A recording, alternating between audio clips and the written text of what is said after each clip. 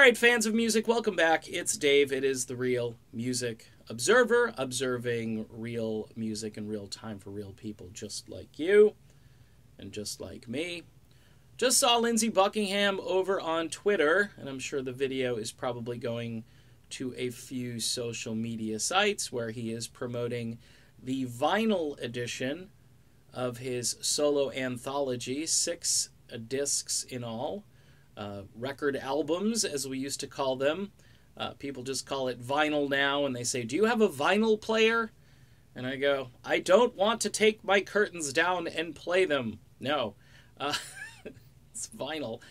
Yeah, it's vinyl. We used to call it vinyl, but they're records, giant CDs for those of you who aren't sure. Maybe you're just not into vinyl. But watching Lindsey Buckingham promote this, I got the sense that he just isn't that comfortable with where he's at right now. And I don't mean this in a bad way. I mean, I don't think he's a promotions machine. Okay, he's not Irving Azoff. All right, I think he's been put into this role now of promoting himself and promoting his solo material, which, by the way, is terrific material.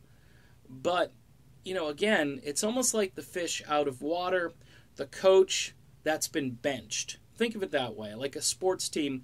You know, in hockey years ago, I used to watch a lot of amateur hockey, and they used to have player coaches. And I thought that was the coolest thing. You know, the coach would jump into the game and play some, but then he'd get back behind the bench and coach. And he knew what the players were going through because he was, you know, in the game, which I thought was really interesting. Lindsey Buckingham, his role in Fleetwood Mac was player coach. Okay, he was a guy who not only sang and performed, but critiqued and tweaked and did all kinds of things to enhance the sound, refine the sound, perfect the sound. In these reviews that I've been reading, these people who are reviewing these concerts don't understand the meticulous detail that went into creating not only the Fleetwood Mac sound in the studio, but also how they sound live. And the coach, Lindsey Buckingham, has much to do with that. Seeing him kind of hawking his wares, good for Rhino Records, by the way, for putting this out, for those of you who have a vinyl player, record player, for turntable for the old folks in the room.